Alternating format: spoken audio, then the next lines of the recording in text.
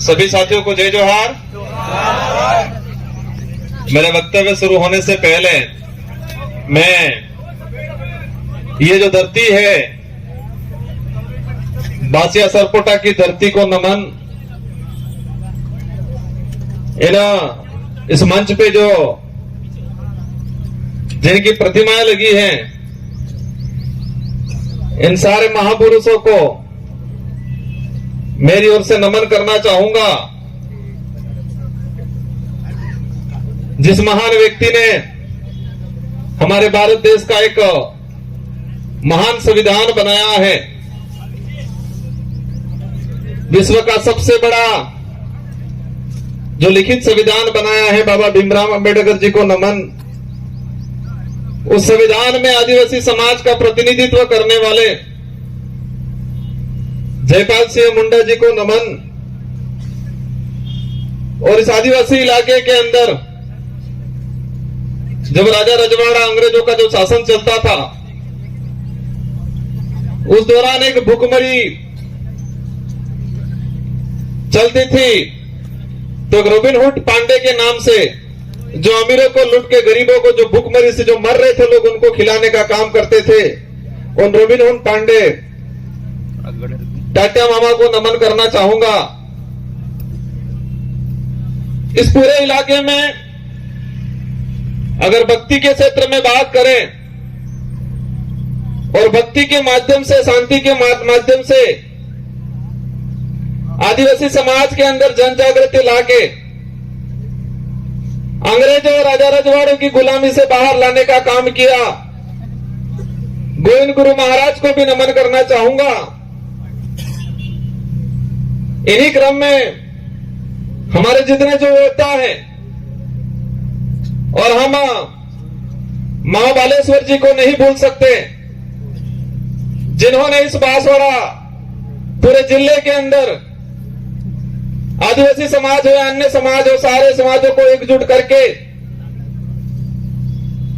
यहाँ के हक अधिकार को लेके इस क्षेत्र में काम किया। उनको भी नमन करना चाहूंगा। और मैं कोशिश करूंगा कि जितने जो महापुरुषों के मैंने जो नाम लिए, उन महापुरुषों के जो विचार थे, उन विचारों को जन जन तक पहुंचाने के लिए उन्होंने जो संघर्ष किया, उन्हीं विचारों को आगे बढ़ाने का काम मैं और मेरी भारतीय आदिवासी पार्टी करेगी और आने वाले समय में अनवरत करती रहेगी। इन विचारों को आगे बढ़ाएंगे। साथियों, पूर्व वक्ताओं ने हर प्रकार की बात बताई, हमारे क्षेत्र की बात बताई, आदिवासी समुदाय के हक अधिकार को लेकर बात बताई। और ये हमारा जो देश एक लोकतांत्रिक देश है, और उस लोकतांत्रिक देश में विचारों के आधार पे जनता इन पार्टियों को मत देती है, उन नेताओं को मत देती है और विधानसभा लोकसभा में भेजती है। आज मुझे भी 84 की जनता ने दूसरी बार विधायक बनाया, और वो भी राजस्थान की 200 विधानसभा के अंदर। उस दौरान 199 विधानसभा में एक साथ चुनाव हुआ था, और उसमें परसेंटेज के मामले में सबसे अधिक मतदान 84 की जनता ने मुझे बहुमत देकर जिताया था। उससे पहले 2018 में मुझे जिताया 84 की जनता ने। और आज मेरा सौभाग्य है, डूंगरपुर बांसवाड़े की जो जनता है, उस जनता की भावना थी कि ये व्यक्ति हमारे इस क्षेत्र का आदिवासी समुदाय के हक अधिकार की बात को लेके एससी समुदाय के हक अधिकार की बात को लेके, माइनॉरिटी समुदाय के हक अधिकार की बात को लेके, और साथ ही क्षेत्र के अंदर अन्य समुदाय जो मानवता में विश्वास करता है, इन सारों लोगों की जो भावना है, उनकी बात है लोकसभा में ये व्यक्ति पहुंचाएगा। ये आपने विचार किया और आपके विचारों से हमारे पार्टी की जो सिलेक्शन प्रणाली है, इस भारत आदिवासी पार्टी में हाईकमान नहीं होता है, और इस पार्टी में हाईकमान आम जनता, आम कार्यकर्ता होती है। और आपकी भावना के अनुरूप मुझे इस लोकसभा क्षेत्र का सांसद प्रत्याशी बनाया, और मैं उम्मीद करूंगा कि जिस भावना से आपने मेरा सिलेक्शन किया है, उसी भावना से मेरा इलेक्शन भी करोगे, ये मुझे उम्मीद है आप सबसे। मैं आप सबको भरोसा भी दिलाना चाहूंगा, इस देश को आजाद कराने में इस क्षेत्र के अंदर आजादी से पहले जो शोषणकारी नीति वाले लोग थे, उनके खिलाफ ये जो जितने जो महापुरुष हैं, उन महापुरुषों ने अपने विचारों के माध्यम से इस क्षेत्र में जन जागरण किया, लोगों को जागरूक किया और अपने हक अधिकार के प्रति लड़ने के लिए प्रेरित किया। और मैं वही विचार, ये जो महापुरुष हैं, उन महापुरुषों के जो उद्देश्य थे, इन उद्देश्यों को उन्हीं के विचारों के माध्यम से मैं पूरे करने की कोशिश करूंगा। साथियों, आज का जो कार्यक्रम है, अनुसूचित क्षेत्र में आरक्षण व्यवस्था, आरक्षण को लेकर महासम्मेलन,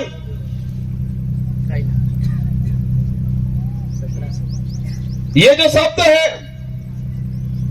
ये शब्द आते ही कई सवाल पैदा करता है अपने दिमाग में कि हमारा देश का संविधान लागू हुआ 1950 को, और आज 2024 हो गया, और अभी तक उस संविधान के अंदर जो प्रावधान थे, उन प्रावधानों को आज तक धरातल पे लागू नहीं किया। उस बात को लेके बांसवाड़ा, डूंगरपुर और पूरे देश का एसटी एससी माइनॉरिटी समुदाय संविधान को धरातल पे लागू करो, उस बात को लेके आंदोलन कर रहा है। बड़े दुख की बात है कि संविधान बना और देश पे जो लागू हुआ, हम कहते हैं 26 जनवरी 1950 को, लेकिन मूल रूप से उसके संविधान के अंदर जो प्रावधान थे, वो प्रावधान आज तक धरातल पे लागू नहीं हुए हैं। और देश के अंदर हमारे राष्ट्रीय पार्टी के लोग कहते हैं देश विकासशील से विकसित हो रहा है, कहते हैं विश्व के अंदर हमारे भारत देश एक विकसित राष्ट्र की श्रेणी में आने लग गया है। लेकिन देश के अंदर देखा जाए, आज से 5 साल पहले जिस 5वीं स्कूल के अंदर 70 बच्चे पढ़ रहे थे, और आज उसी 5वीं स्कूल के अंदर 35 बच्चे पढ़ रहे हैं। आज से 5-10 साल पहले हमारे देश के प्रत्येक नागरिक पे जो कर्जा था, और आज देखें वो कर्जा 4 गुना तेजी से बढ़ रहा है। आज जो कुपोषण का जो स्थिति है, आज से 5 साल पहले जाएंगे तो इतना कुपोषण नहीं मिलेगा जितना आज कुपोषण है। जो देश में मीडिया के माध्यम से, मैं सारे मीडिया पे सवाल नहीं करना चाहता, लेकिन कुछ मीडिया वाले ऐसे लोग हैं जो देश की सच्चाई को छुपा रहे हैं और पार्टियों के इशारों पे, सरकारों के इशारों पे इस देश के लोगों तक गुमराह करने वाली बातें फैलाई जा रही है। इस देश के लोगों को अंधकार में रखा जा रहा है, और हम देश में वर्तमान देख सकते हैं। मेरा वक्तव्य, हमारे पूर्व वक्ताओं ने कहा हमारे समाज के कुछ पढ़े लिखे अधिकारी कर्मचारी कहते हैं,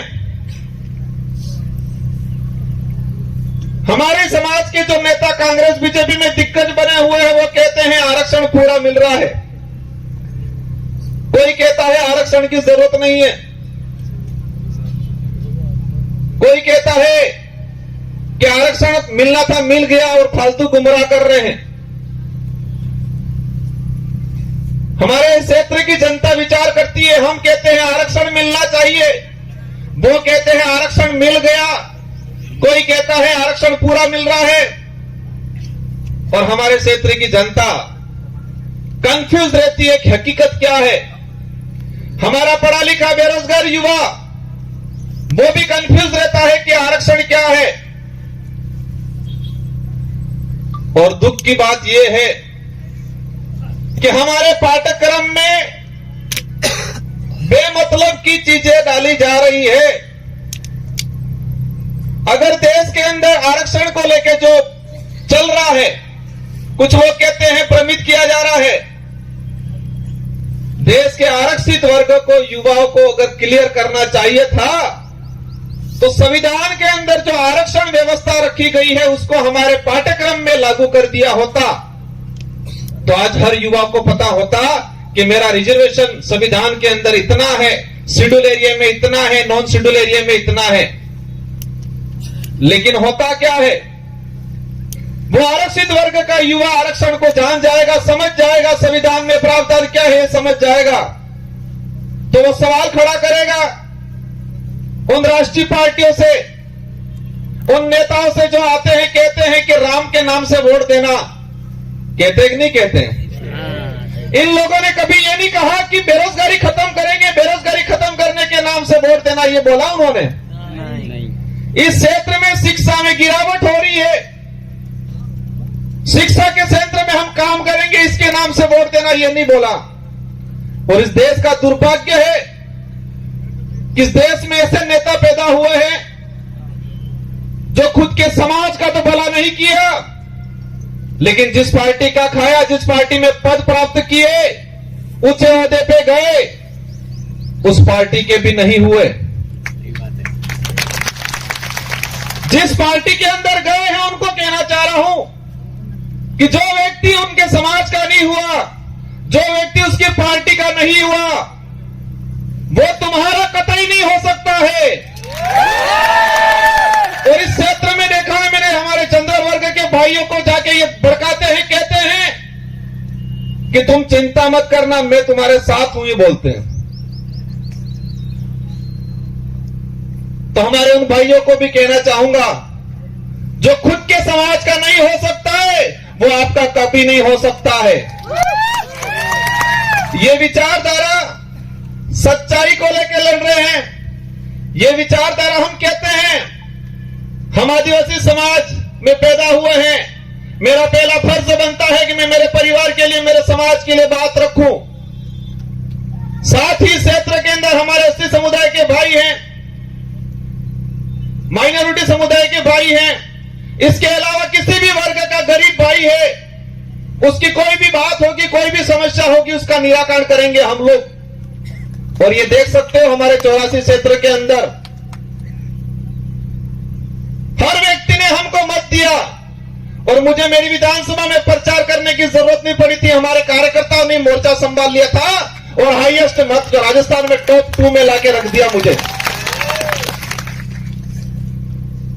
आरक्षण व्यवस्था को लेकर कुछ आंकड़ा मैंने क्लियर किया है, अलग अलग डिपार्टमेंट की भर्तियों का, लेकिन इस मंच के सामने ही हमारे खाकी वर्दी वाले भाई दिख रहे हैं, इसलिए मैं उनके डिपार्टमेंट का कुछ आंकड़ा बता दूंगा।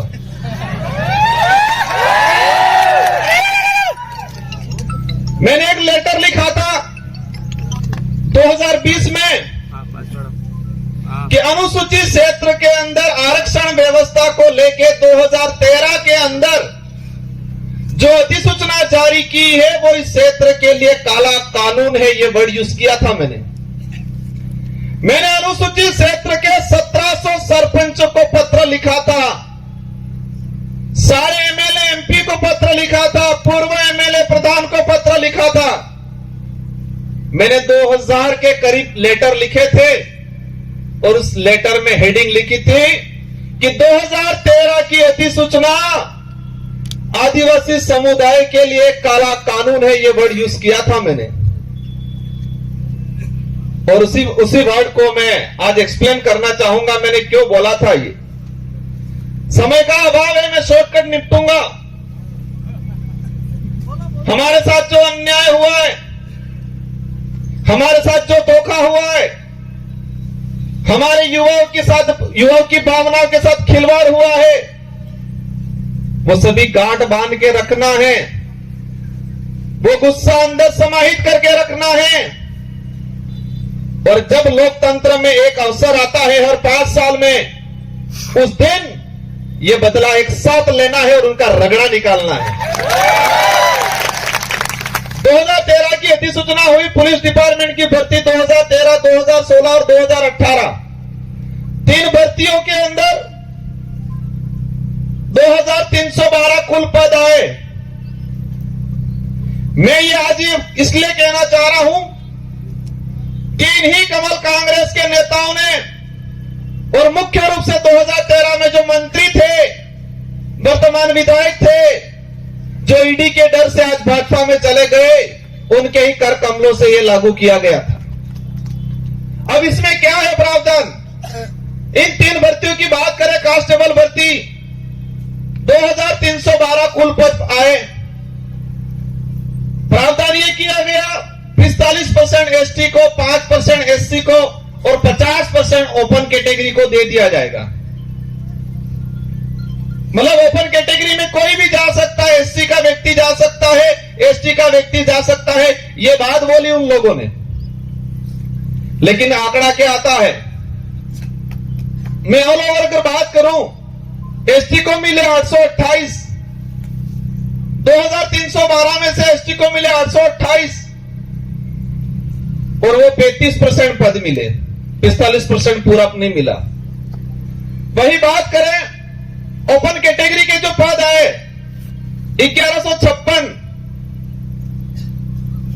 और उनको मिले 1359, और उसमें एसटी एससी का रिजर्व कैटेगरी के लड़के गए 12 लड़के। और वही ये सामने खड़े में कहना चाह रहा हूं, उनकी पदोन्नति होती है, उनके पदों की गणना अपने कैटेगरी में लेते हैं। और कुछ नेता कहते हैं, ये बात इसलिए एक्सप्लेन कर रहा हूं मैं, हर व्यक्ति को अपना हक मांगने का अधिकार है। एक बाप के अगर 4 बेटे हैं, 3 बेटों के साथ अन्याय होता है और एक बेटा ही सारी जमीन लेके खड़ा खाता है, तो क्या 3 बेटे आवाज नहीं उठाएंगे? तो इस क्षेत्र में हमारा अन्य समाज का व्यक्ति रहता है, उनसे भी कोई दुश्मनी नहीं है, उनकी भी वाजिब मांग को हम रखेंगे। लेकिन हमारा फर्ज बनता है, जिस सर्टिफिकेट लगा के हम यहां पर आए हैं, उस सर्टिफिकेट के आधार पर एमएलए एमपी बनते हैं, तो जिस समाज का सर्टिफिकेट लगाया है, उस समाज के हक अधिकार के लिए अगर हम नहीं बोलते हैं तो कौन बोलेगा? इस आधार पर इन पुलिस भर्ती का अगर देखा जाए तो हमारे लड़कों का 300 पद के आसपास नुकसान हुआ। उस मां पे क्या गुजरी होगी जिस मां ने बच्चे को अपनी जमीन, अपने जेवरात गिरवी रख के बच्चे को पढ़ाया होगा, उम्मीद की होगी मेरा बच्चा पुलिस कांस्टेबल की तैयारी कर रहा है, नौकरी लगेगा।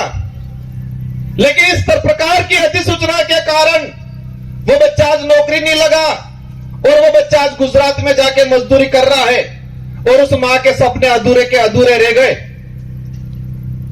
ये लड़ाई उनके लिए है, सूद समेत वसूल करेंगे। और ये किसी समाज को हम दोष नहीं देना चाह रहे हैं, हम दोष उस नेताओं को देना चाह रहे हैं जिन्होंने अपनी पेटियां भरने का काम किया, टिकट लेने का काम किया और इतना कमा लिया कब ईडी के डर से भाग गए। गजब सुनता हूं मैं। एक दिन कहते थे, हम पे आरोप लगाए और फिर बाद में 2 दिन बाद कहते हैं ये तो जुमला था, कहते हैं कि मोदी ने जुमला दिया था, और आज कहते हैं कि मोदी के विजन से प्रभावित होकर गया हूं। मोदी जी के जुमले के विजन से प्रभावित होके गए हैं। इसका मतलब ये क्लियर है कि वो भी जुमलेबाज से कम नहीं है। हमें उनसे भी पर्सनली कोई लड़ाई नहीं है, उनके कोई जमीन का बंटवारा हमारा नहीं है, लेकिन उनको इस क्षेत्र की जनता ने बड़ा लीडर माना था। हमारे बड़े बुजुर्गों ने आशा रखी थी उनसे कि ये नेता है बड़ा, हमारे लिए, हमारे क्षेत्र के लिए कुछ अच्छा करेगा।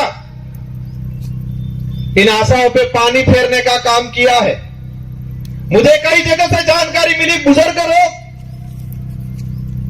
जो रात दिन उस आदमी के लिए, उस पार्टी के लिए घूमते थे, खुद का पैसा खर्चा करके इन लोगों ने कई जनों से दुश्मनी ले ली उस व्यक्ति की वजह से, उस पार्टी की वजह से, और आज बेचारे वो बुजुर्ग लोग रो रहे हैं। आपको चिंता करने की जरूरत नहीं है। पूरे देश के अंदर यही भारत आदिवासी पार्टी है जो सच्चाई को लेकर लड़ने का काम करेगी। और आप देख सकते हो, उदयपुर संभाग की बात करें कि कांग्रेस कभी नहीं बात कर रही है कि शिक्षा अच्छी मिलनी चाहिए, स्कूलों में व्याख्याता लगने चाहिए, बेरोजगारी खत्म होनी चाहिए, हमारा अनाज जो पकड़ा है उसको एमएसपी रेट मिलनी चाहिए, बात नहीं करेगी। बीजेपी भी वो बात नहीं कर रही है। बीजेपी कह रहे हैं मैं किसी भगवान या किसी धर्म का विरोधी नहीं हूं, लेकिन जो धर्म के नाम से, भगवान के नाम से वोट लेके राज करने का काम करते हैं, ऐसे लोगों का मैं घोर विरोधी हूं और विरोध करता रहूंगा। यहां पर हुआ था, जिनको आज हम ज्ञापन देने जा रहे हैं, ये माही विस्थापित होके लोग, कटनावर में, ये माही डैम से विस्थापित होके लोग प्रतापगढ़ में रह रहे हैं, आपके आसपास तो रह रहे हैं, लेकिन मध्य प्रदेश के नीमच के अंदर लोग रह रहे हैं। और जो ये डांस ऑफ इंडिया में जो 5 बच्चियां गई थी, जिनका आपने सबने नाम सुना होगा, गली गर्ल्स के नाम से जो लड़कियां हैं, नीमच में रहती है, झोपड़ियों में रहती है, उनके माँ बाप मजदूरी करते हैं, आज तक भी उनको जमीन का पट्टा नहीं मिला है। वो नीमच के नहीं है, ये माही से विस्थापित होके गए हुए लोग हैं। और आज कह रहे हैं हमारे यहां के लोग विस्थापित होके गए, उनको जमीन नहीं मिला आज तक। हमारे इन महापुरुषों ने अपनी जान गंवा दी इस क्षेत्र में सामाजिक जन जागरण के लिए, हक अधिकार के लिए। उनके नाम से नामकरण नहीं करना है, और ऐसे नाम से नामकरण करना चाह रहे हैं। करना है तो इस क्षेत्र में जो लोग थे, किसी भी समाज का व्यक्ति हो, एससी का हो, ओबीसी का हो, किसी भी जिस व्यक्ति ने इस क्षेत्र के लिए काम किया है, मामा बालेश्वर आदिवासी नहीं थे, लेकिन आदिवासी समाज आज उनको भगवान की तरह पूछता है, क्योंकि आदिवासी के लिए काम किया। हम हर उस व्यक्ति का, हर उस समाज का सम्मान करेंगे जो मानवता में विश्वास करता है, और उस हर व्यक्ति और उस हर धर्म का विरोध करेंगे जो छुआछूत, भेदभाव, ऊंच नीच करता है, उन सबका हम विरोध करेंगे, क्योंकि ये देश संविधान से चलता है। और आज बात करें, एक नारा लगाया जा रहा है 400 पार। क्या नारा लगा रहे हैं? 400 पार। अंग्रेजों और मुगलों ने इस देश को कम लूटा था,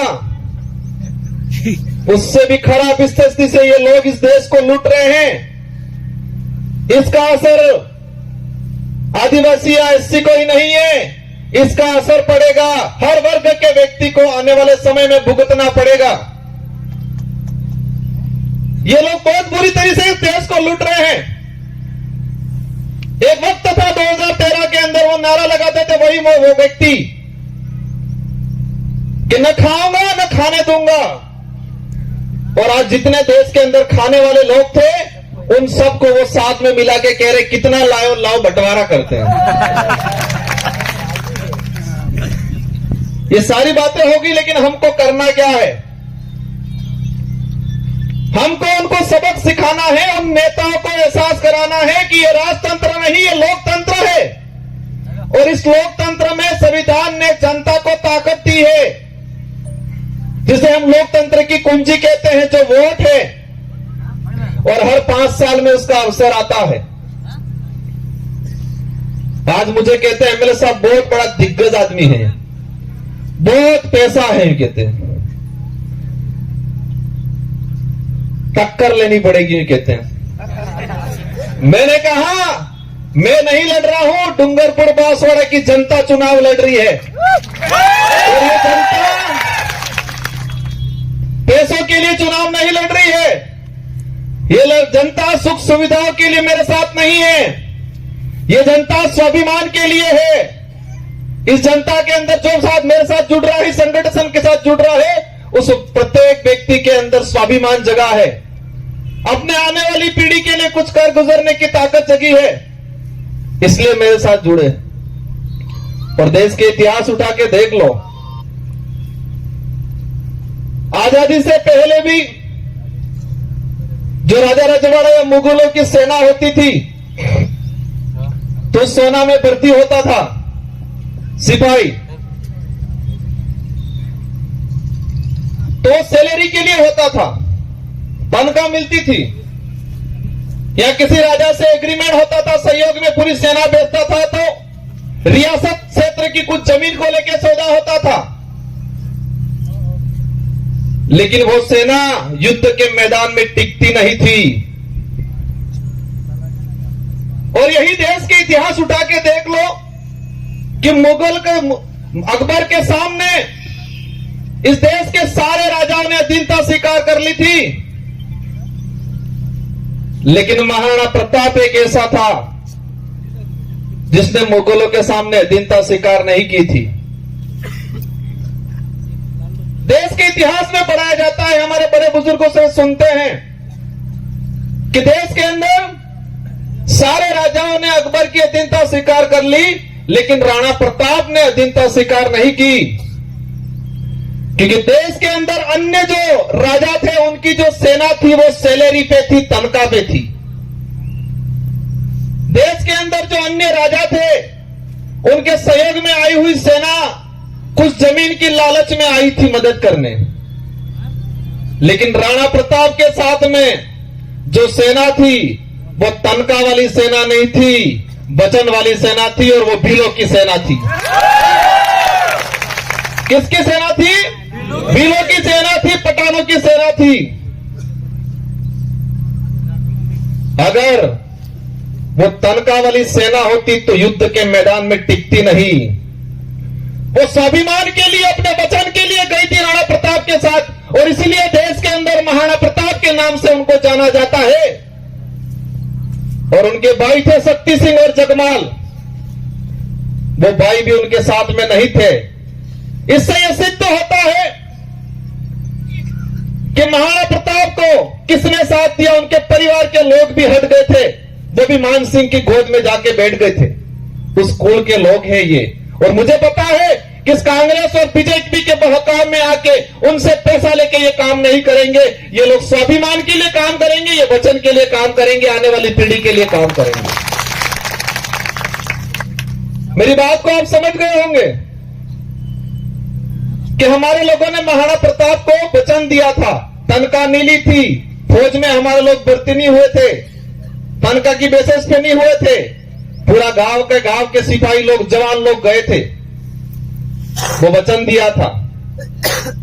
और इस लड़ाई में, इस मैदान लोकसभा क्षेत्र में मुझे उम्मीद है पैसों वाली सेना नहीं टिकेगी, वचन वाली सेना टिकेगी, क्योंकि उनके साथ जो सेना है वो पैसों वाली सेना है, तनख्वाह वाली सेना है, दहाड़ी वाली सेना है, और हमारे साथ वचन वाली सेना है, स्वाभिमान से जीने वाले लोग हैं। बातें बहुत सारी हैं, अंत मंच आएंगे उस पे करेंगे। हमारी लड़ाई सीधी सी है कि इस क्षेत्र में संविधान के अनुरूप आरक्षण लागू हो जाए। यहां का कलेक्टर, एसपी, संभागीय आयुक्त क्लियर कर दे कि संविधान के भाग इसमें 5वीं अनुसूची के तहत क्या प्रावधान है, कितना आरक्षण मिलना चाहिए।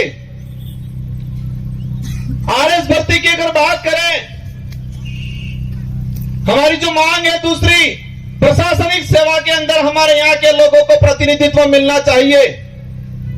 हमको एक लेलुपोट दे दिया, दिनेश सेवा के अंदर भर्तियां देंगे, पद देंगे, और उसमें भी मैंने देखा 3 भर्तियां 2013, 2016, 2018।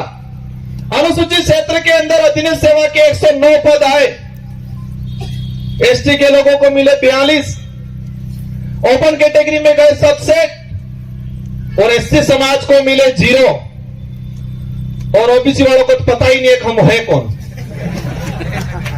हम आते कहां है वही नहीं पता है हमको।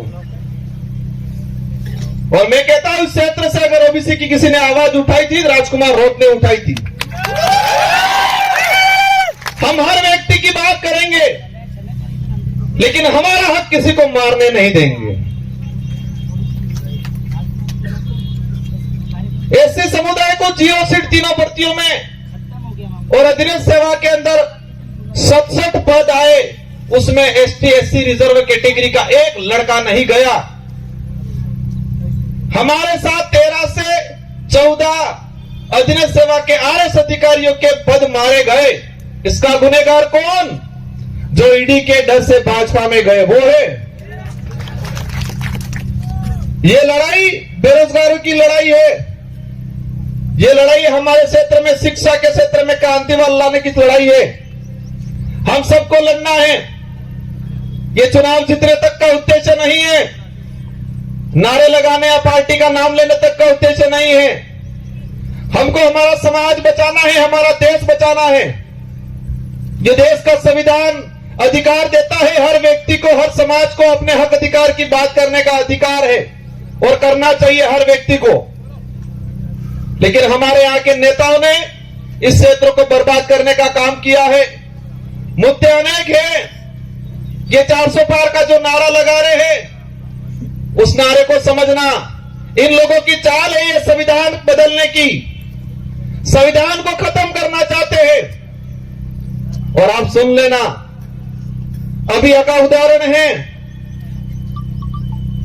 कि 26 जनवरी पे बाबा साहब अंबेडकर और सावित्रीबाई फुले की तस्वीर लगाने से टीचर को एपीओ कर दिया जाता है। जिस पार्टी को बाबा साहब अंबेडकर और सावित्रीबाई फुले की तस्वीर से दिक्कत है, वो देश का भला कर सकते हैं क्या? नहीं। ये अंग्रेजों से भी बदतर स्थिति इस देश की करने वाले हैं, और हम सबको मिलके, और ये पार्टी कोई क्षेत्रीय पार्टी या इस डूंगरपुर, बांसवाड़ा, उदयपुर तक सीमित रहने वाली नहीं है। ये पार्टी अरब सागर से लगा के बंगाल की खाड़ी तक जितने जो स्टेट पड़ रहे हैं, और हमारे साथ हर व्यक्ति, वर्ग का व्यक्ति जुड़ रहा है। हम सच्चाई की लड़ाई लड़ रहे हैं। आने वाले समय में मुझे उम्मीद है, मेरी बात पे आप गौर करोगे कि युद्ध के मैदान में सैलरी वाली जो तनख्वाह वाली सेना नहीं टिकती है, युद्ध के मैदान में वचन वाली और स्वाभिमान वाली सेना टिकती है, और वही सेना मेरे साथ है। मुझे पता है हमारे लोग गरीब है, कमजोर है हमारा कार्यकर्ता, लेकिन मुझे यह भी पता है कि उस व्यक्ति के अंदर जमीर जिंदा है, उसका स्वाभिमान नहीं मरा है। वो व्यक्ति डट के मुकाबला करेगा, और पूरे भारत की रोमांचक सीट यह होगी। और मुझे दुख भी है, मेरे 84 के कार्यकर्ताओं का दुख है, मेरा भी दुख है कि 84 की जनता ने शानदार बैंडेड दिया था मुझे। मेरी भी इच्छा थी मैं 84 के अंदर ही रहूं, मेरे कार्यकर्ताओं की भी इच्छा थी 84 के अंदर रहूं, लेकिन बांसवाड़ा वाले ही नहीं माने। और आपको ये तिरवाने का काम करना है, और ये बेड़ा पार करना है। इन्हीं शब्दों के साथ आप सबको धन्यवाद। एक बात और बोलना चाहूंगा, देश के अंदर भाजपा के नेता बहुत प्रताड़ित थे, और विशेषकर बांसवाड़ा में जो भाजपा के नेता बेचारे बहुत प्रताड़ित थे, हमसे भी ज्यादा प्रताड़ित थे। बचपन में बच्चा रोता था, मां कहती थी भूत आ जाएगा सो जाए। और यहां भाजपा के नेता इतने प्रताड़ित है, हल्का सा बेचारा कुछ करता है, कहते हैं ईडी आ जाएगी चुप हो जा। मोदी जी की ईडी आ जाएगी चुप हो जाएगा। वो चाहता बहुत कुछ है बेचारा, पर अंदर से डरा हुआ है। उनको भी कहना चाहूंगा, आप चिंता मत करो, आपके विचारों को यहां रखने का अवसर मिलेगा। इस संगठन के साथ जुड़ो और इस क्षेत्र की जनता के लिए, युवाओं के लिए, हक अधिकार के लिए आगे बढ़ो।